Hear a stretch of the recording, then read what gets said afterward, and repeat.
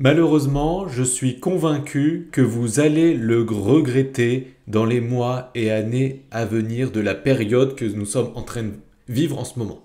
Soit parce que vous avez vendu plein de cryptos en ce moment parce que les cryptos ont énormément chuté, soit parce que justement vous n'avez pas commencé à acheter un petit peu alors que les prix sont extrêmement bas. Mais je suis convaincu, surtout si vous êtes débutant, que vous allez le regretter de ce que vous êtes en train de faire ou vivre en ce moment.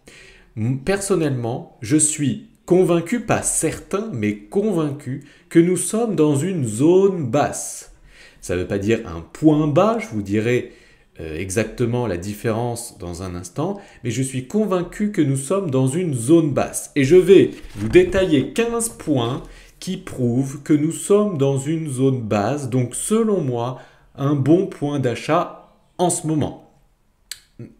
Pour éviter que vous regrettiez vos actes dans les mois et années à venir pour espérer surfer au mieux le potentiel prochain marché haussier 2024-25. Mais avant de vous détailler ces 15 points qu'on doit voir ensemble d'analyse graphique sur le Bitcoin, eh bien si vous souhaitez nous rejoindre sur Telegram, on est plusieurs milliers dans lequel je partage des analyses exclusives, des infos exclusives ou des actus tous les dimanches, les 5 meilleures actus de la semaine, voilà, des analyses du Bitcoin, etc.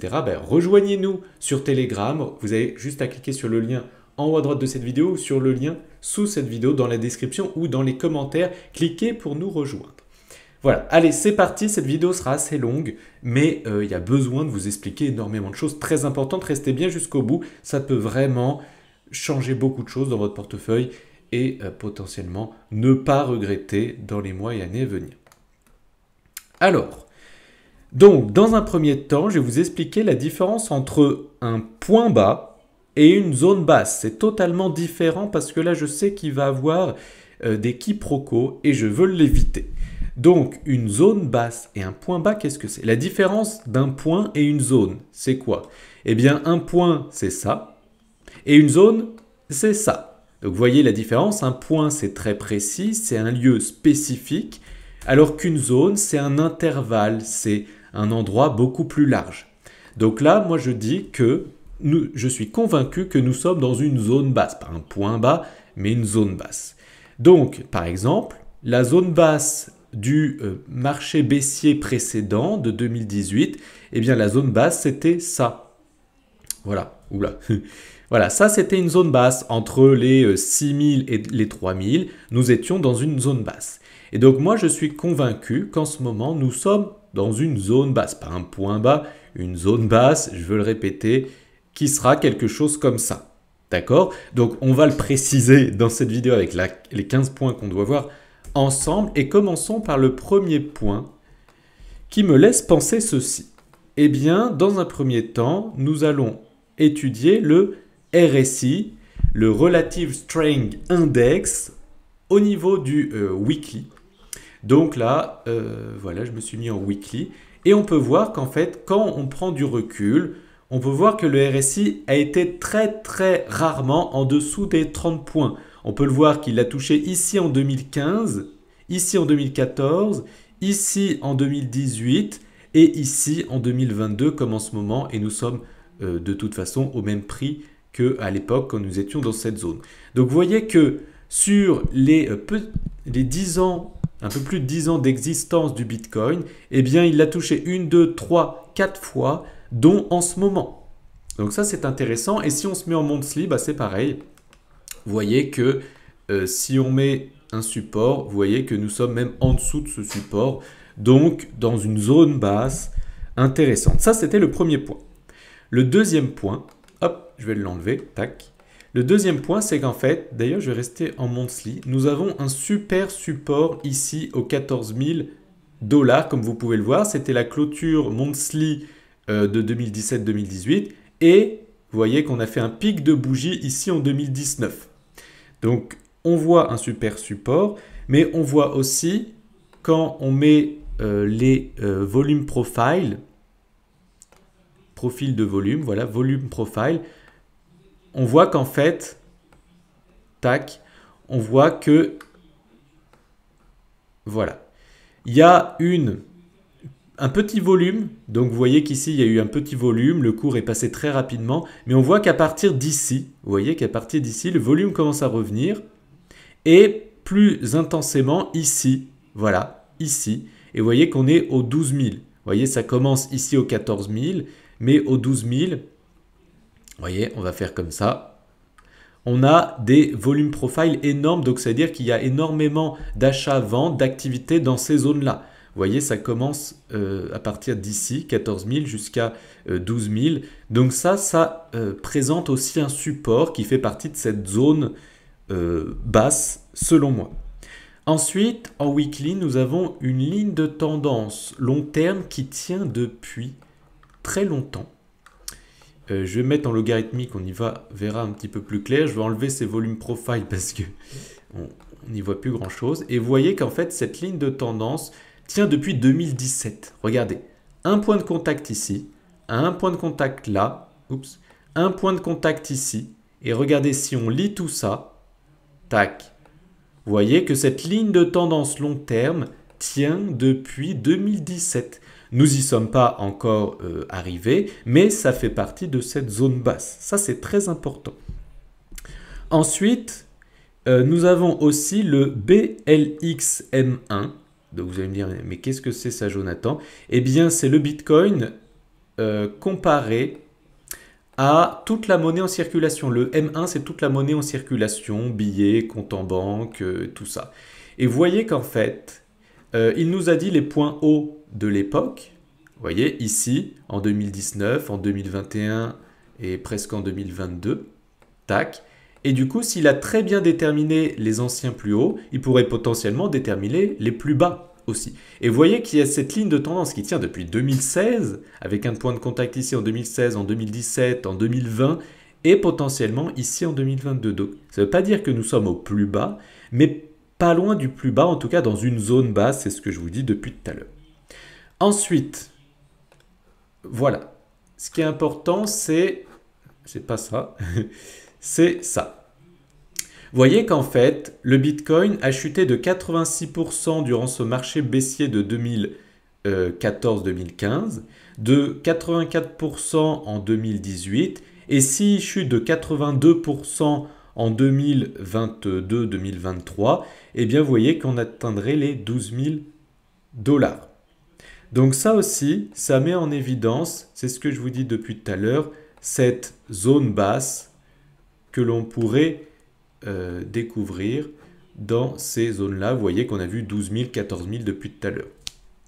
Voilà, peut-être qu'on est déjà au plus bas, hein, je ne sais pas, tac. Quelque chose comme ça.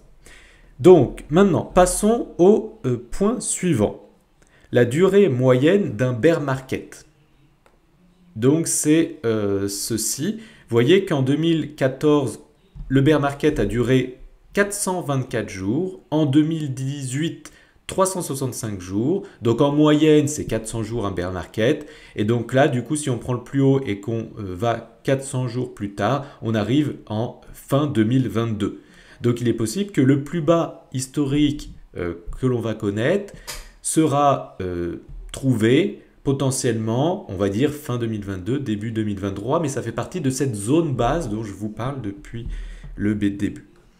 Ensuite, on va regarder le dollar, parce que le baromètre de tous les marchés financiers, c'est le dollar. Si le dollar veut exploser à la hausse, tous les marchés vont cracher à la baisse. Mais, parce que le dollar fait vase communicant avec tous les autres actifs, hein, c'est ce qu'on appelle risk off et risk on. Les gens en ce moment sont plus qu'en risk off, c'est-à-dire investir en dollars, qu'en risk on. C'est pour ça que aussi tout chute.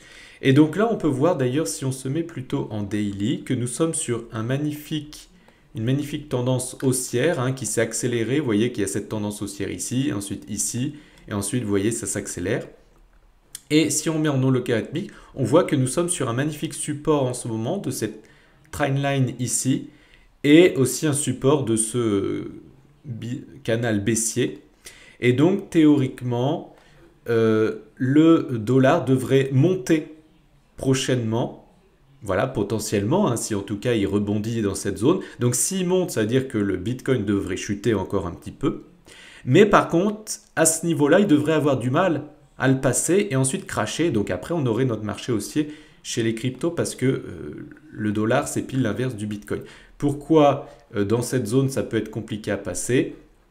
Parce que comme vous pouvez le voir, nous avons une ligne de tendance haussière qu'on tient depuis 2008 sur le dollar. Vous voyez, avec plusieurs points de contact. Et donc, nous arrivons bientôt en haut de cette ligne-là. Et nous avons une résistance très importante ici qu'on a touchée il y a 23 ans, dans les années 2000. Et vous voyez que du coup, ça pourrait être très compliqué à passer. Mais ça veut dire que le Bitcoin peut chuter encore un petit peu au prix actuel au moment où je fais cette vidéo. Ensuite, il y a au niveau des halvings. Donc les halvings, c'est la réduction de la création de Bitcoin quotidien divisé par 2 tous les 4 ans. Et en fait, je me suis amusé à illustrer les halvings ici avec cette ligne noire. Ici, en 2016, en 2020 et en 2024, il y avait un halving. Et du coup, je me suis amusé à voir où était le plus bas avant le halving et où était le plus haut après le halving. Donc on voit qu'il y avait 547 jours avant le halving, et c'est là où on a touché le plus bas. Et donc pour 2020, c'était 517 jours avant le halving, c'est là où on avait touché le plus bas. Donc si on fait la moyenne des deux, et qu'on regarde 532 jours avant le halving de mai 2024, eh bien ça nous met en décembre 2022. Donc théoriquement, on devrait toucher le plus bas, on va dire fin 2022, début 2023, mais ça n'empêche qu'on est dans cette zone basse. Et le plus haut, du coup, il serait, d'après cette même stratégie, théoriquement, fin 2025, on va dire mi-fin 2025 pour être assez large, puisque, vous le savez, je suis investisseur long terme, donc c'est pas précis, c'est pas un point précis, c'est pas une date précise, c'est une zone plus ou moins exacte. Donc c'est être investisseur et non trader. Ensuite, nous allons voir les Fibonacci. Alors là, vous allez adorer, parce qu'on va se baser encore une fois sur le passé, et on va voir ensemble ce que ça a donné. Si on prend un retracement de Fibonacci, que je prends le point le plus bas et le point le plus haut, on voit que souvent, les 78,6% de Fibonacci, plus ou moins, un peu au-dessus ou un peu en dessous de cette zone, c'était des bons points d'achat. On le voit ici, vous voyez, un peu au-dessus ou un peu en dessous, c'était des bons points d'achat. Et comme je vous dis depuis tout à l'heure, c'est une zone achetée dans cette zone-là. C'était intéressant, vous voyez, proche de ce niveau de Fibonacci. Vous voyez, c'était entre les 300 et les on va dire 200. C'était une bonne zone d'achat. Mais vous voyez que ce n'est pas précis. C'est une zone, ce n'est pas un point. Donc si on fait la même chose pour ici, vous voyez, point le plus haut, point le plus bas, vous voyez, plus ou moins vers cette zone des 78,6% de Fibonacci, c'était un bon point d'achat.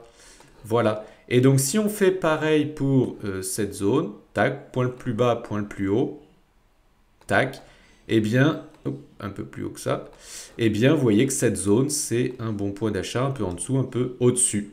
Voilà. Donc, ça confirme ce que je dis, nous sommes dans une zone basse. Ça ne veut pas dire que ça ne peut pas chuter plus bas, on l'a vu que ça peut chuter plus bas, 12, 14 000, ou peut-être qu'on a déjà touché le plus bas, je ne sais pas, mais nous sommes dans une zone basse, ça... j'en suis convaincu, pas certain, mais convaincu. Ensuite, alors là, vous allez vraiment être émerveillé par l'indicateur que je vais vous montrer qui prédit l'avenir. Donc forcément, hein, c'est une indication, comme son nom l'indique, ce n'est pas une certitude.